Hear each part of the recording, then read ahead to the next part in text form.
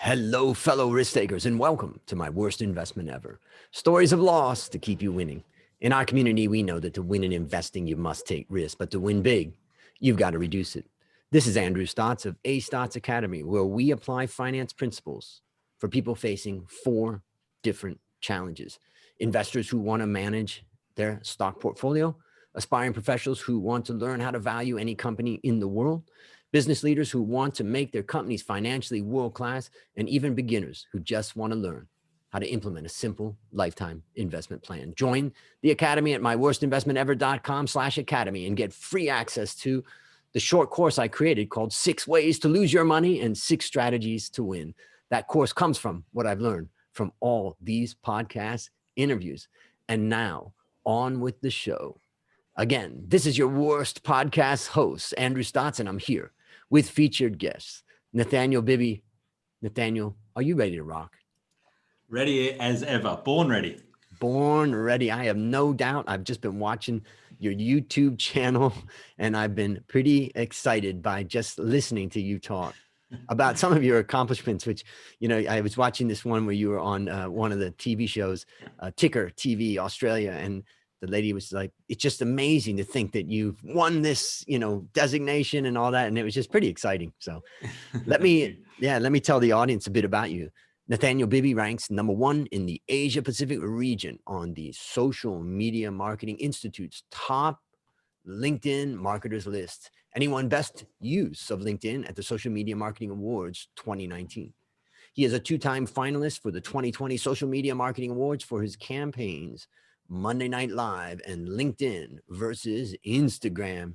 Bibby Consulting Group has generated over $400 million in sales through LinkedIn lead generation. Nathanial, take a moment and fill in further tidbits about your life. Thanks very much. It all sounds great. The introduction is very kind. So I guess I'm a marketer. I come from a sales background and learned very early on that the best salespeople get the best leads. And, you know, it was around the time when people were starting to use Google. So I learned how to hack my way to the top of Google. And I soon learned that hacking your way to success in marketing doesn't always work long term. And so I think one of the things that I've learned over my career is that you got to be able to adapt. And at the moment, certainly for the last 10 years, but more so now more than ever, social media is where people's attention is. And, you know, we're at the point now where a lot of the big companies are following. And so with that shift, it's more important for there to be experts on the front lines giving advice. And that's really where my passion is and what I do. And, you know, I'm so interested in what you're doing. And one of the reasons why is because in some ways you could say I'm so not like you. You know, I use the same tools, but not to 400 million. In the sense that, you know, also as an analyst and a linear thinker and all that, I always, you know, kind of was brought up with the idea of hard work and do all this stuff. And I said, marketing is just a side thing and, you know, all that. And it's actually easy. Whenever I want to turn that on, I can. But what I learned as I set up my own business and I'm doing my own things over time is that it's 10 times harder than what I thought, you know, to really truly, it's one thing to make a little buzz and all that, but to truly generate revenue from social media, from LinkedIn and those things, it's much harder than you think. And I'm just curious from your experience, when you think about a person like myself, and I know a lot of my listeners are like me, kind of structured thinking and all that, what advice would you give? Well, look, I think to be successful, there's two sides to that. I think it is actually very simple. The reason that, you know, a lot of people struggle on social media and a lot of people that win, I think that solution is very easy to fix. And then there's just a lot of technical stuff because things are changing all the time. So, you know, you kind of need to keep your finger on the pulse of what's happening. Like, you know, what works on YouTube yesterday might not work today and all that kind of stuff. But from that perspective, from the macro perspective, the biggest thing with marketing and the way that it's heading at the moment is transparency. Like the control is in the consumer's hands. So the best marketing strategy and the best marketers are the people with empathy. So caring, basically, is because the marketers that get it wrong or are finding it hard to master social media are generally thinking about, how do I tell people what I want to tell them, in the most effective way, by using all the algorithm hacks, doing the right videos. Whereas the question is wrong in the first place. The question should be, what is it that my audience wants to hear from me? What's going to add value to their lives? And, no matter how many hacks I teach the people that are focused on themselves and are impatient, they if they can't grasp that part of it, they're always going to come across like they're trying to do something to someone rather than trying to help someone with something. And it's a very small difference, but it will impact everything you do online. That's really fascinating. And, one of the best ways to think about that is think about a person that you've followed yourself. And then one day their life kind of, erupts and they've got problems. And then they come on to their YouTube or their podcast and they go, I'm really been behind recently because I'm facing this challenge. And here's how I'm trying to handle that. And, and when the other side of them comes out, it really makes a connection. I mean, yes, there's some people that will just walk away and go, what was that about? Just give me the content. But there are a lot of listeners that just takes you to the next level of connection. Absolutely. There's a lot of bravery that goes into being vulnerable like that in times of challenge, because what a lot of people will do is they go, oh, I'm struggling at the moment. My business has lost all its customers because coronavirus or whatever. I've got a social media audience. Maybe I should just sell to all of them. And so they actually become less authentic and they come and go, if you want to be successful like me, buy my stuff. And so they're less authentic and they start to lose their audience. Whereas, like you say, the guys that are vulnerable and say, do you know what? I'm going through this. This is how my business is being affected. And, I don't know, maybe I don't know the way out of it, but I'm confident in my ability. This is a few things I'm going to try. That sort of level of communication and authenticity will, work wonders for your brand, especially a personal brand. I think companies can do it too, but it's a lot easier through a personal brand. One of the things that I did with this podcast when we were going through the kind of the height of the Corona crisis was that I felt kind of bad bringing stories of loss to people in the middle of what could be their worst loss. And then I went out to my podcast guests, my former guests, and I asked them, I said, look, I'm going to try to make a snippet show. And I wonder if you would just open up your iPhone, turn on the recorder, and record 3 minutes of advice or guidance that you would give somebody, facing the challenges that we're all facing. And then I pulled each of those 3 minutes ones I did episode of 3 people, 3 minutes each.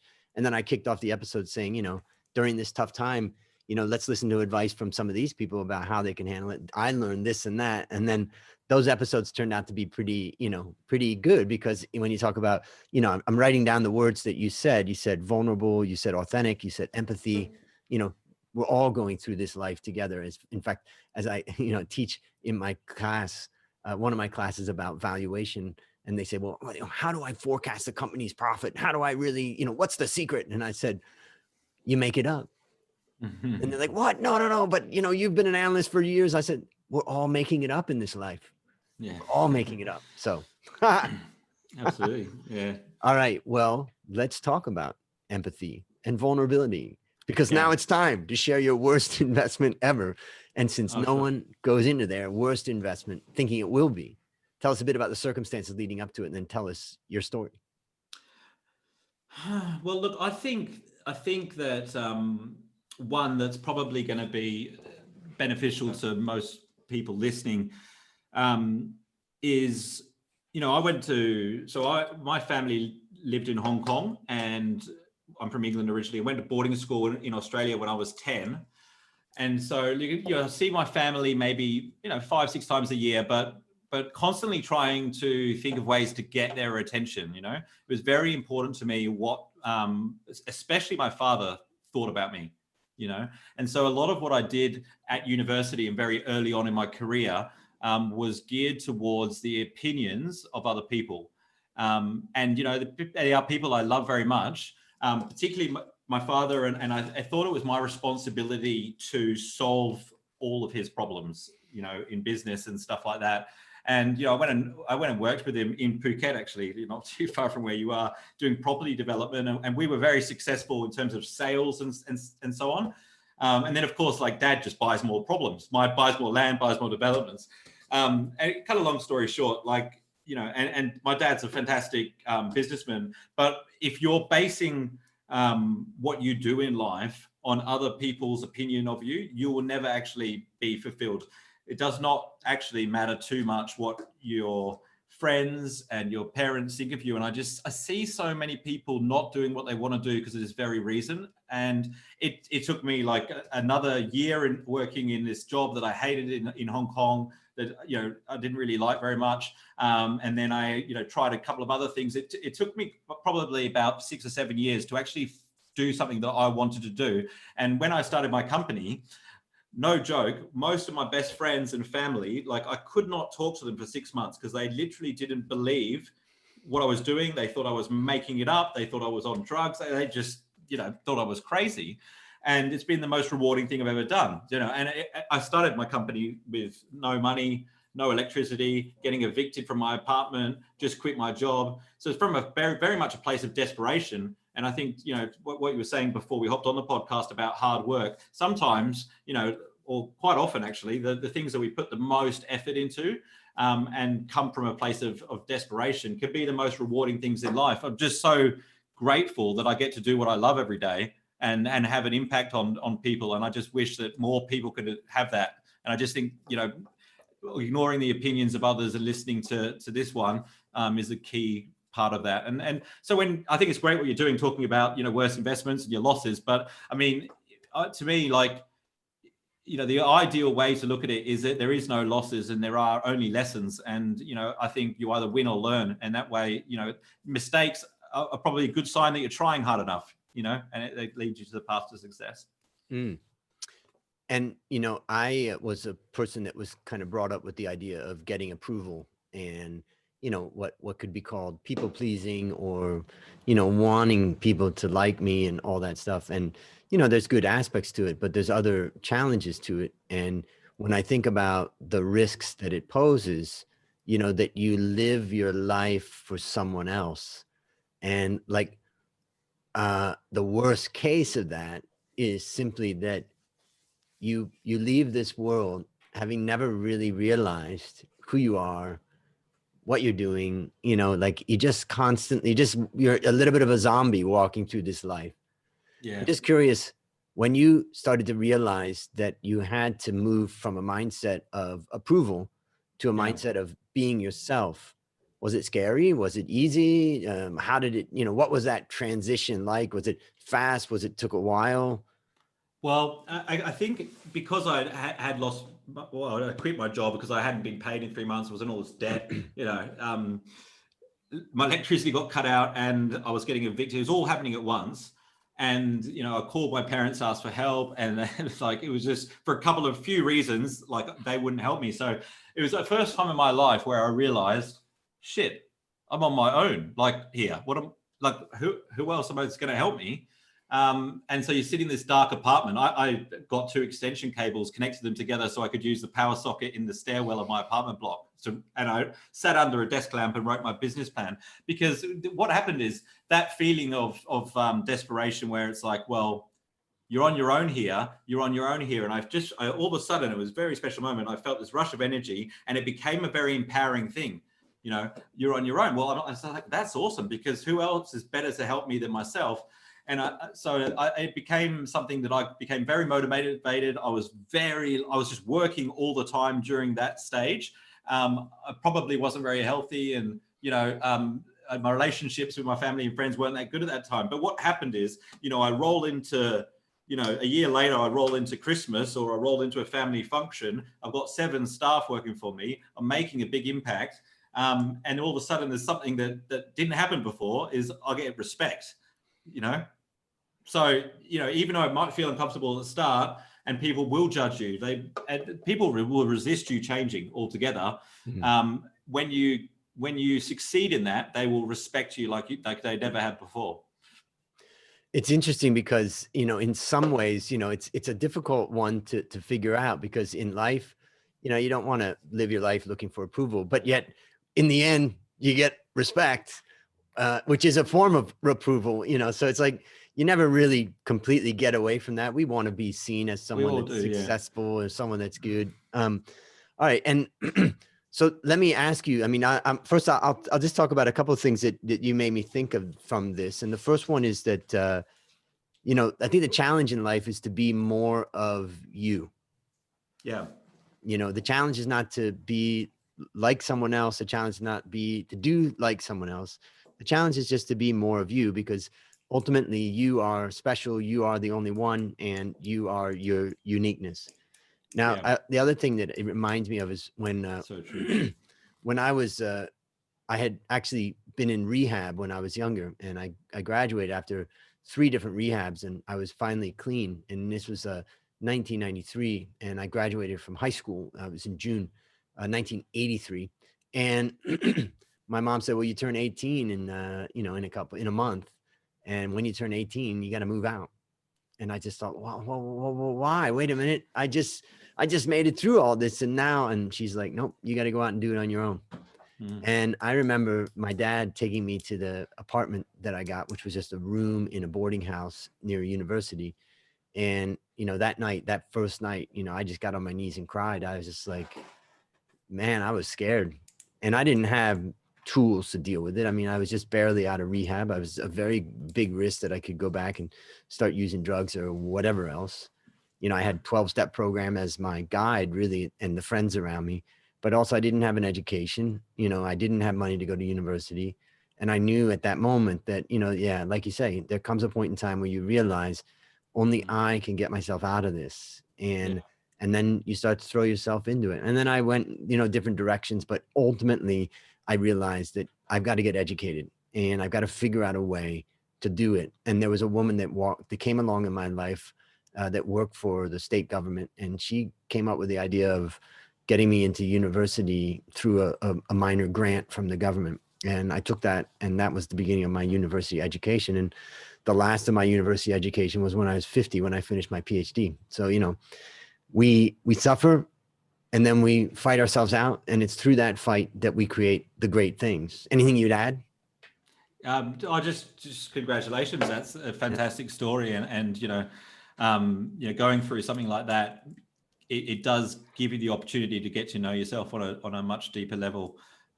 So yeah, well done. That's very, very inspiring. Yeah.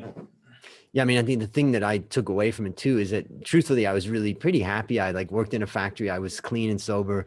I was hanging around people that were in 12-step programs, and we were talking about, how to stay off of drugs and how to stay out of that trouble. And I didn't have any money almost at all. And I was happy as a lark. And I always go back to that time and remember that things don't bring happiness.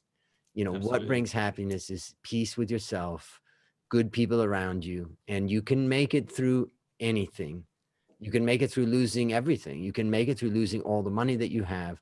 You're going to have to go back to the absolute beginnings, but you have yourself, you have the good people around you, and you can make it. So that's always been an inspiration. And I know during these COVID times, for the listeners out there, that, take that as an inspiration. You can make it through this.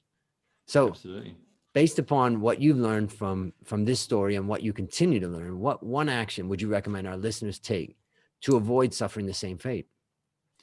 Okay. Well, I think that I think finding what you're passionate about is a good start, because mainly because, like, if especially if you're a business owner, but I mean in anything in life, like if you want to achieve a certain amount of success with it, you're going to run into some big challenges. And the problem is, if you're not passionate about it, you probably give up. And the people that are passionate will outwork you.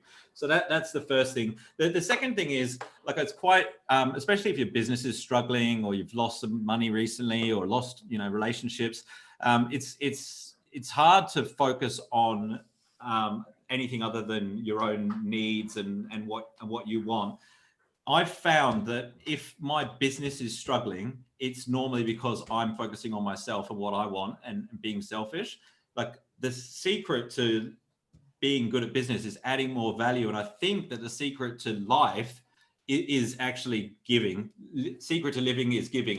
That's what Tony Robbins says.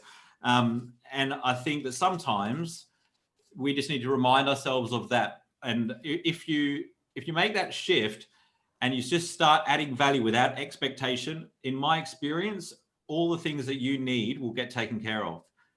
The world will find a way to meet your human needs, whether it be your financial needs in your business or relationships or what have you. If you get out of your own head and focus on giving and helping other people, I think that's a big part of what your story and the one I shared earlier. Yeah, I mean, I'm just really touched by that. And it reminds me, I mean, the great thing about this podcast is that we share stories. So I have another story. Cool. It was 1998 and we'd just gone through the Asian financial crisis. My business that I started, Coffee Works, with my best friend Dale, was on its knees. We were just struggling. I'd lost my job as an investment banker, and my sister had called and said she had cancer and I got to come home and see her. And within 1 week after I got home to see her, she passed away. She has 3 beautiful, daughters. And then I stayed there for a month, and then I came back to Thailand to severe depression and no way out, because when the Asian financial crisis happened in 1998, the Thai economy contracted by 11%. And there just wasn't really much you could do except just sit there and not drown. And then I remember feeling pretty depressed about the business, about the conditions. And I know a lot of people feel that way right now. And then losing my sister, it's just like, what's the point in life? What's the point? Why am I working so hard, or why am I studying so hard? And I didn't know what to do, but I did something that you reminded me of by you talking about it. And that is, somehow I found out about a rescue place for kids. And there was this guy that would go out, he and his wife would rescue kids that were in distressed situations, abuse, sexual abuse, physical abuse, and they needed volunteers. So I just decided that I would just show up there. And I showed up there, and, it's just tearful thinking about it. I was focused on myself and all the pain I was going through. And then I see these kids and I look at their stories of being raped and abused and just thrown away. And then I get there and I start to play ball, and all they really want to do is play anyways. So I thought, I'm just going to have fun here and play with these kids. And I was just throwing a ball back and forth with this kid. And then we were playing basketball with a bunch of the kids, and they were just jumping around and so excited. I thought, you have every right.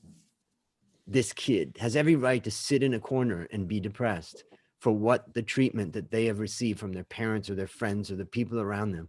And yet this kid just wants to play with this ball and go throw a ball with me. And I just thought, how can you not take inspiration from that and realize that my problems are small, my problems are mine, and they feel big and they feel like that. But the reality is that if this kid can rise up in that situation, then damn it, I can too. And so you reminded me of that. And that story always inspires me. Go out and help other people, like you said, and help other people, and it will take you out of the trouble that you face. Do you know what the probability of us being born is? Like the probability of the sperm meeting the egg and all that sort of stuff. It's 400,000 to 1. If you wake up in the morning, just remind yourself the fact that you're even here is a miracle. Like, no, you didn't have to do anything to earn this gift. Somebody loved you enough to give it to you. Your mother, your father came together, and the universe, and now here you are. I mean, 400,000 to 1, and we just take it for granted like that. And 400,000 to 1 to get to birth. Yeah. It's another, infinite number of risks that we face to get to this age, so yeah. We're all so lucky to be here, Amen. And I think with the COVID, because I had a panic attack when I first realized that my family wouldn't be able to come visit me and stuff. Like I had what do you call it? A housewarming planned. And the day of the housewarming was one phone call after the other. Oh, we can't come. My little nephew has just been born. Can't see him. So I had a bit of a panic attack. And then I connected with a guy called Dr. John DeMartini, who I'm, follow a lot. And he said, there's only one thing you need to do. He said, get out a piece of paper, and he says, ask yourself a better question, write down 10 things that could answer it. And the question was, how is what is happening right now serving me specifically?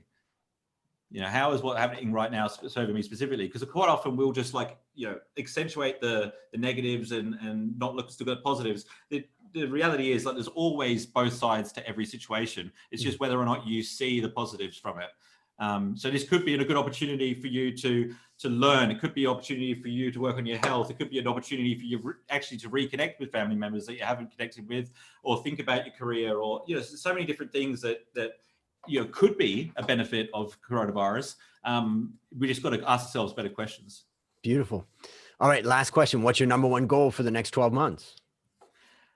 So my number one goal for the next 12 months is to turn 36 years old. So I'm going to make this one easy to achieve. All right. Something tells me when 12 months from now, when I reach out to you, you're going to say, I did it. Exactly. And we'll celebrate. All right. Well, listeners, there you have it. Another story of loss to keep you winning. Remember to go to myworstinvestmentever.com/academy to get access to my short course, 6 Ways to Lose Your Money and 6 Strategies to Win. Love it. As we end, Nathaniel, I want to thank you again for coming on the show. And on behalf of A Stotts Academy, I hereby award you alumni status for turning your worst investment ever into your best teaching moment. Do you have any parting words for the audience? No, just really appreciate you having me on, and keep doing what you're doing. I love seeing people adding value. It's fantastic. Fantastic. All right. Well, that's a wrap on another great story to help us create, grow, and most importantly, protect our wealth. Fellow risk takers, this is Andrew Stotts, your worst podcast host, saying I'll see you on the upside.